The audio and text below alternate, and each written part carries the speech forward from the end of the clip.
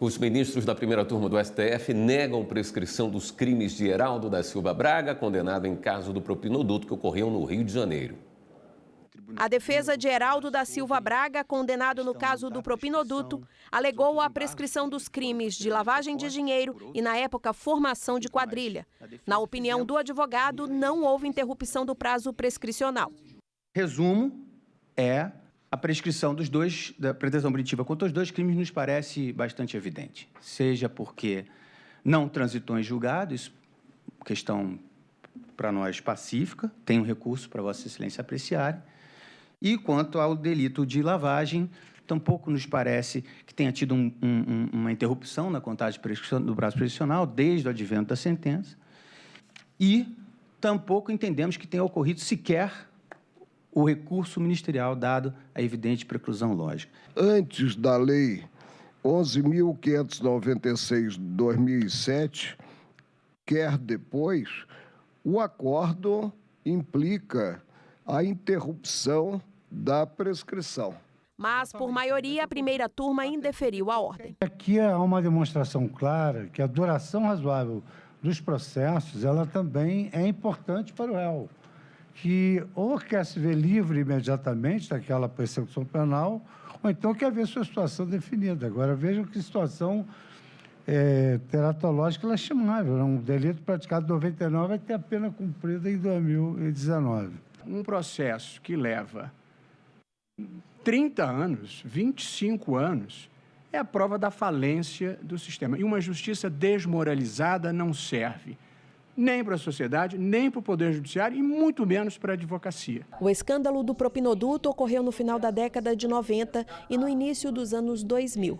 De acordo com as investigações, havia uma organização criminosa formada por fiscais e auditores da Receita Federal e da Receita Estadual do Rio de Janeiro. Entre eles, Heraldo. Foi um esquema fraudulento que movimentou aproximadamente 30 milhões de dólares em contas na Suíça. A consultora jurídica da TV Justiça, Karina Zucoloto, tem outras informações da primeira turma para a gente. Boa noite, Karina. Boa noite, William. Boa noite, Karina. Boa noite, Érica. 2 habeas corpus envolvendo acidente de trânsito, é isso? Envolvendo o Código Brasileiro de Trânsito. Em um deles, a defesa buscava a desclassificação do homicídio doloso para homicídio culposo para tentar afastar que o paciente, o autor do habeas corpus, fosse julgado pelo tribunal do júri. Esse caso aconteceu na cidade de São Paulo e que o autor desse habeas corpus estaria trafegando com o seu Porsche numa via pública cuja velocidade era de 40 km por hora. Ele trafegava a aproximadamente 120 km por hora quando colidiu com o veículo da vítima, vindo causar-lhe o óbito. Então, faleceu a vítima e o juiz de primeira instância, após ficar comprovado que ele estava dirigindo, além da alta velocidade, também estava embriagado. Essas duas circunstâncias levaram o juiz de primeira instância a pronunciar este réu para que ele fosse julgado por homicídio doloso em razão do chamado dolo eventual, ou seja, ele embriagado assumiu o risco de causar aquele resultado, encaminhando, portanto, o julgamento ao Tribunal do Júri. A defesa recorreu, o STJ negou e aqui no Supremo Tribunal Federal conseguiu uma liminar no ano passado para suspender o julgamento perante o Tribunal do Júri, que seria em maio do ano passado, de 2018, até o julgamento de mérito do habeas corpus, que se deu na sessão de hoje na primeira turma. Por maioria, os ministros entenderam que o juiz de primeira instância agiu conforme os fatos trazidos nos autos. Essas duas circunstâncias, a embriaguez e a alta velocidade, foram suficientes para essa pronúncia, mas cabe ao Tribunal do Júri decidir se houve dolo eventual ou não, e não ao Supremo Tribunal Federal. E por maioria, acabaram indeferindo a ordem, vencidos apenas o ministro Marco Aurélio, que concedia, e o ministro Luiz Fux também, que acabava seguindo a mesma linha do ministro Marco Aurélio. E um outro caso, bastante diferente desse, mas também com um evento morte, em razão de uma discussão no trânsito, envolvia um policial rodoviário federal.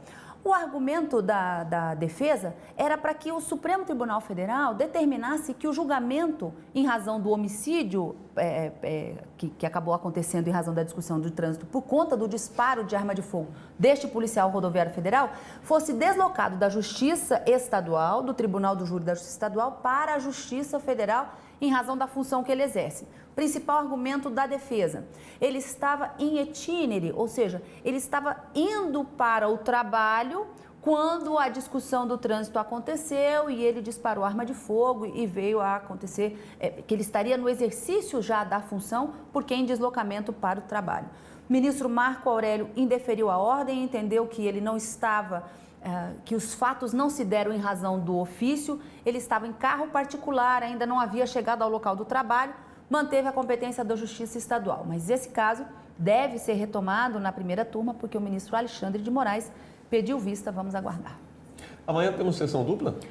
Amanhã é sessão plenária. No período da manhã, o ministro Dias Toffoli separou apenas para julgamento de listas, processos em listas, e à tarde a sessão ordinária, normalmente a partir das 14 horas. E à noite você aqui com a gente no Jornal. De novo. Ok.